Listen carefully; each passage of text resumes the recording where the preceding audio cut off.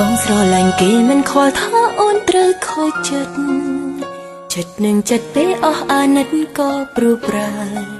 តម្លៃអូនស្មើត្រឹមមួយខំឆ្ងាយពីរូបគេ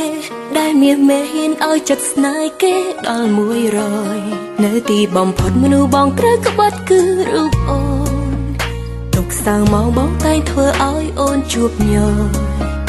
តែមនុស្សងប់ស្រឡាញ់មិនងាយបដូរចិត្តឡើយទោះបីដឹងហើយថាប្រត់ត្រានត្រៃមិនចង់នៅក្បែរស្នេហ៍បងคล้ายតែអូនឈឺចាប់ជាការពិត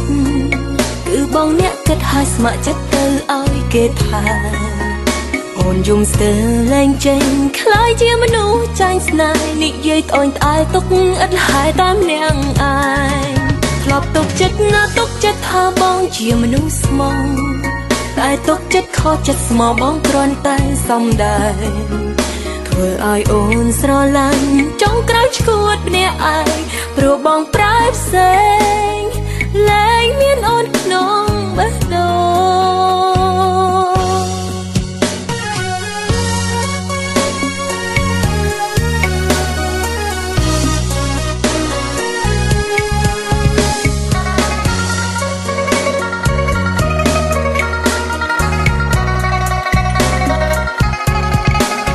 នៅទីបំផុតមនុស្សបងត្រូវក្បត់គឺរូបអូន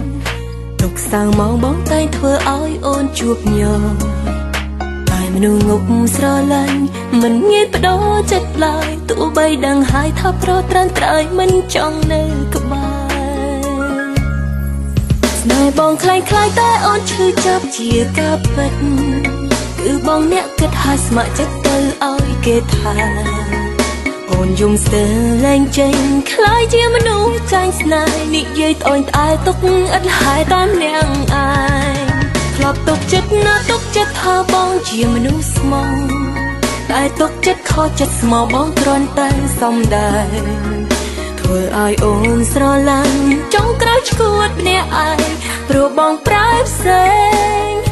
លែងមានអូនក្នុងបេះដូងបងคล้ายតែអូនឈឺចាប់ជាការពិត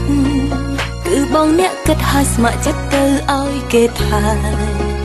អូនយំស្ទើរលែងចេញคล้ายជាមនុស្សចាញ់ស្នេហ៍និយាយត្អូញត្អែទុកឥតលហើយតាមនាងឯងធ្លាប់ទុកចិត្តណាទុកចិត្តថាបងជាមនុស្សស្មងតែទុកចិត្តខកចិត្តស្មោះបងគ្រាន់តែសំដែងធ្វើឲ្យអូនស្រឡាញ់ចង់ក្រោយឈួតម្នាក់ឯងព្រោះបងប្រែផ្សេងលែងមានអូនក្នុងបេះដូងព្រោះបងប្រ